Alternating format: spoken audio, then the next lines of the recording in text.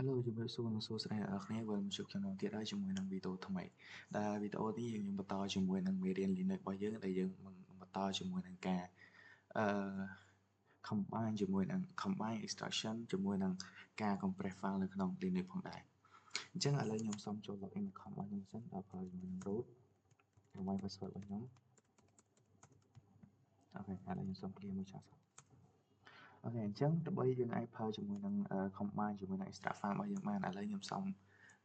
មើលនេះសិនមើល folder របស់ខ្ញុំអូមានច្រើនដែរឥឡូវដើម្បីកុំឲ្យពិបាកខ្ញុំ create folder ថ្មីមួយចុះ media ជាមួយនឹងដាក់ថាដាក់ថាអីគេដាក់ឈ្មោះអីចង់អត់ដឹងដាក់ឈ្មោះអីដាក់demo ចុះ demo មានស្អីឥឡូវដាក់ demo អត់ត្រូវដាក់for demo ចុះឥឡូវខ្ញុំមក create folder ថ្មីមួយ directory មួយ sorry folder ឥឡូវខ្ញុំ create file ឲ្យវានៅក្នុងនេះមួយសិន1 2 3សិនណាកុំឲ្យយើងអត់មានអីតែ for demo បន្តមកទៀតខ្ញុំ select ខុសហ្នឹងឥឡូវខ្ញុំចូលដល់ក្នុង folder មួយចុះមកពិបាកពេកcd មក for demo អូខេឥឡូវចូលនៅក្នុង directory demo របស់យើងហើយខ្ញុំ create file ឲ្យវាពី3ចុះដាក់ថា f1.txt f2.txt f3.txt ដល់ចុះឥឡូវខ្ញុំសាកមើលអូខេអញ្ចឹងខ្ញុំមាន file ទាំងប៉ុន្មានហ្នឹងឥឡូវខ្ញុំសុំ clear ចោលមួយសិនអូខេចឹងឥឡូវខ្ញុំសុំដាក់អីខ្លះចូលទៅក្នុង file របស់ខ្ញុំមួយចុះ echo this is text ដាក់នៅក្នុងដាក់នៅក្នុងអីគេដាក់នៅក្នុងនេះចុះដាក់នៅក្នុង f1.txt ចុះអូខេចឹងខ្ញុំ clear មួយទៀតចុះឥឡូវយើងមកឥឡូវខ្ញុំសាក combine ឥឡូវខ្ញុំ combine file ចូលគ្នាខ្ញុំចេញមួយសិន sorry ខ្ញុំវាយ command ខុស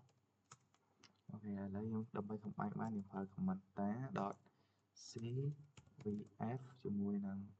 ឈ្មោះ directory របស់យើង directory របស់ខ្ញុំឈ្មោះ for demo ខ្ញុំមានដាក់ for demo ចុះបន្តមកទៀតខ្ញុំប្រើ .ta ដើម្បីយើង combine វាឥឡូវបន្តមកទៀតយើងប្រើជាមួយនឹងឈ្មោះ folder របស់យើងឈ្មោះ directory របស់យើងខ្ញុំចង់ភ្លេចរហូតអូខេអញ្ចឹងយើងបាននេះហើយឥឡូវខ្ញុំសាក ls មួយសិនអូខេអញ្ចឹងខ្ញុំមានដែលយើងបាន combine រួចហើយនឹង for demo ហ្នឹងឥឡូវខ្ញុំសាកលុប for demo ចោលមើលតើវានឹងមានរឿងអីកើតឡើងវានឹងឃើញអត់ខ្ញុំប្រើនឹង command line rm.rf ជាមួយនឹង for demo ឈ្មោះ directory របស់ខ្ញុំ for demo អូខេឥឡូវខ្ញុំបានលុបហើយខ្ញុំសុំ clear មួយចុះខ្ញុំបានអាចវិញអូខេអញ្ចឹងខ្ញុំបានលុបរួចហើយឥឡូវខ្ញុំសាកextract វាមកវិញ ta.xvf ជាមួយនឹង my file ស្អីជាមួយនឹងឈ្មោះ directory របស់យើងដែលយើងបាន compress ហ្នឹងរបស់ខ្ញុំ for demo.ta ឥឡូវខ្ញុំបាន compress ហើយឥឡូវខ្ញុំសាកមើលនេះឥឡូវអូខេឥឡូវយើងបានឃើញរបស់យើងមកវិញដែរឥ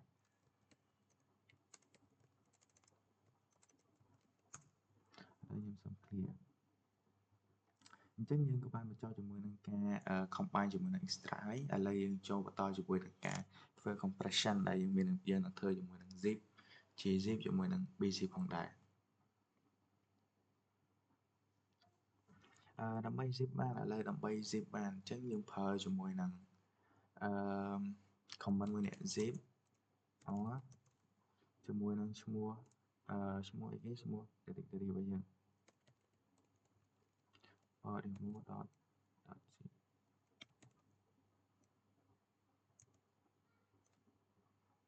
ជាមួយនឹងឈ្មោះ directory របស់យើងដែរ demo ឥឡូវខ្ញុំបាននេះរួចហើយឥឡូវយើងសាក unzip វាមកវិញឥឡូវខ្ញុំលីសមើលសិនណាអូខេអញ្ចឹងយើងក៏បាន នេះ for demo របស់យើងឥឡូវខ្ញុំ unzip វាវិញចេះដើម្បី unzip មកខ្ញុំវាដើម្បី comment ធម្មតា unzip មកបន្តមកទៀតឈ្មោះឈ្មោះអីគេឈ្មោះនេះឈ្មោះ directory របស់យើង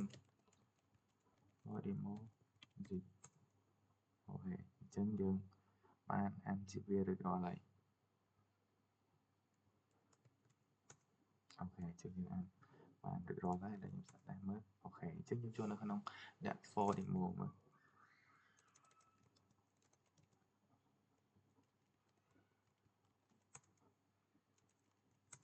អូខេអញ្ចឹងយើងមានរបស់យើងអីវិញអស់ហើយយើងបន្តមកទៀតជាមួយនឹងការប្រើ gzip និង b2zip ចឹងបើសិនជាយើងប្រើ command chip sorry បើយើងប្រើជាមួយនឹង command gzip យើងនឹងបាន file របស់យើង .gz ហើយបើសិនជាយើងប្រើជាមួយនឹង bzip2 វិញយើងនឹងបាន file ជាអីឥឡូវយើងចាំមើលតែអ្នកនរគ្នាចឹងដើម្បីនេះបានឥឡូវខ្ញុំសុំមើលរបស់ខ្ញុំសិនអូខេ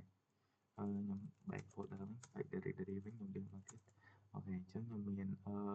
for demo ដដែល for directory for demo ដដែលខ្ញុំ clear ចោលចោលអញ្ចឹងដើម្បី gzip បានអញ្ចឹងយើង gzip យើងប្រើ command gzip ឈ្មោះ directory របស់យើង for demo ហ្នឹងបន្តមកទៀតខ្ញុំចង់ zip file មួយសោះដាក់ f1.txt ចុះឥឡូវអូខេចុះឥឡូវខ្ញុំ zip បានហើយឥឡូវខ្ញុំសាកចូលមើលទៅក្នុង directory របស់ខ្ញុំតែ for demo ហ្នឹងអូខេឥឡូវខ្ញុំ delete ហើយអូខេឃើញអត់អញ្ចឹង file របស់យើងនៅពេលដែលយើង gzip វានឹងមាន file f1.txt.gz ហ្នឹងឯងឥឡូវខ្ញុំ clear វិញចុះបើសិនជាយើងប្រើជាមួយនឹង b2zip វិញឥឡូវសាកមើល b2zip យើងគ្រាន់តែប្រើ command line bzip2 ទៅមកទៀតឥឡូវយើងកំពុងតែនៅក្នុង directory for demo ហើយអញ្ចឹងយើងអត់ចាំអីទៀតទេឥឡូវខ្ញុំដាក់ថា f2 ចុះ txt ឥឡូវខ្ញុំសាកអូខេឃើញអត់អញ្ចឹងនៅពេលដែលយើង compress ជាមួយsorry ត្រូវហើយបើយើង compress ជាមួយនឹង gzip យើងនឹងបាន file .txt.gz អញ្ចឹងចុះបើសិនជាយើងប្រើជាមួយនឹងbzip2 យើងនឹងទទួលបាន file ដែលពេលយើង compress ហើយនឹង .bz2 យើងសួរថាgzip ចំណែកgzip គឺលឿនគឺចំណែកgzip គឺលឿនជាង bzip2 ប៉ុន្តែbzip2 ហ្នឹងគឺវាបាន compress បានទូជាងដែរអញ្ចឹងការធ្វើការ command line delete នៅជាមួយនឹងការ combine extract ជាមួយនឹង compress ឥឡូវយើងបានមកដល់ទីបញ្ចប់ផងដែរ